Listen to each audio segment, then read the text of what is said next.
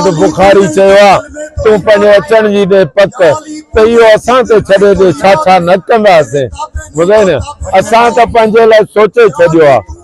जी पागारे साहब चयो वतन या कफन आज़ादी या मौत तंहिं असां तय करे छॾियो आहे बाबा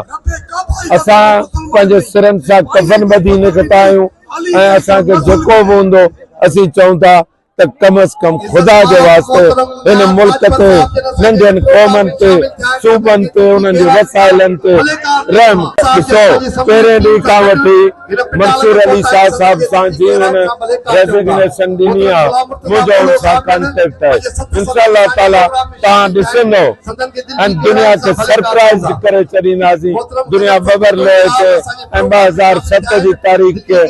विसारे वेही रहंदा ऐं इंशाअल्लाह ताला जॾहिं सिंध जा 7 करोड़ माण्हू अची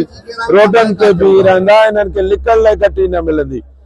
ऐं वरी बि चवां थो तव्हां सखर में ॾिठो माण्हुनि जो रिएक्शन तव्हां 2 प्राइवेट माण्हू मोकिलिया उन्हनि सां कहिड़ो माण्हू नशर कयो ॾिजो उन ॾींहं खां जॾहिं सिंध जो हर माण्हू निकिरी पवंदो ऐं तव्हां सां इहो असर नशर कंदो तंहिं करे असां नॉन वायोलेंट आहियूं असां पीसफुल आहियूं असां वटि कलम आहे असां वटि कारो कोट आहे असां सिर्फ़ चऊं था त आइन जी हुक्मरानी हुजे सुप्रीमेसी ऑफ कॉन्स्टिट्यूशन हुजे हिन मुल्क खे ॾाइण जूं साज़िशूं न करियो चयो त 73 जो आइन वाहिद डॉक्यूमेंट आहे जेको क़ौमनि जे विच में क़ौमनि खे जोड़े थो पाकिस्तान सां गॾु मूं हिननि ते चार्ज फ्रेम कई आहे ऐं चवां थो त तव्हां पाण हिन मुल्क जा दुश्मन आहियो तव्हां पाण हिन मुल्क खे ॾाइण पिया वञो अहिड़े तरीक़े सां जेकॾहिं तव्हां सभिनी क़ौमनि खे दीवार सां लॻाईंदो ऐं वाहिद जेको हिकिड़ो सेफगार्ड हो उहो आइन हो आइन की जूं तव्हां धजियूं उॾाए छॾियूं आइन हाणे रहियो ई न आहे मुल्क में उहो सॼो इम्बेलेंस्ड थी वियो इम्बेलेंस कीअं मिसाल तौर ते तव्हांखे ॾियां थो आइन में लिखियो पियो आर्टिकल नंबर 2 आहे इवन पहिरियों प्रीएम्बल आहे वो चवे तो था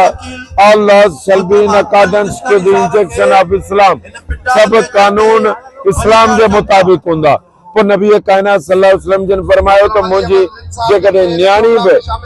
चोरी जो इर्तिकाब कंदी त मोहम्मद सल्लल्लाहु अलैहि वसल्लम उन जा हथ बि कपराए छॾींदुसि तव्हां मूंखे ॿुधायो इस्लाम त इहो आहे जेकॾहिं हिननि वटि को इस्लाम ॿियो आहे त हीउ ॿुधाइनि त हिन में कहिड़े क़िस्म जो लॉ पास थियो आहे उन खां सवाइ आसिफ जरदारी साहब पंहिंजे लाइ पाण कानून थो ठहे पाण लाइ सही थो करे जिते चवे थो त जेको आहे सो बाबा हाणे मूं ते को क्रिमिनल केस दाख़िल न थींदो केरु मूं खां पुछा गाछा न कंदो असीं मुल्क जी भींग करे छॾी केरु असां खां न पुछे अहिड़े क़िस्म जी ॾुखाईंदड़ सूरत हाल आहे ऐं तव्हांखे सिंध जे माण्हुनि खे चवां थो तव्हांजी सिंध न रहंदी न रहंदी न रहंदी न रहंदी असां वरी तव्हांखे ॿुधायूं था त असां चरिया न आहियूं जीअं भाउ मुंहिंजे हिकिड़ो ॾाढो सुठो सवाल कयो त इलेक्शन कैंपेन आहे न इलेक्शन कैंपेन असां लाइ सेकेंडरी आहे सिंध मुल्क असां लाइ पहिरीं प्रायोरिटी आहे असांजे नारनि में तव्हां ॿुधो हूंदो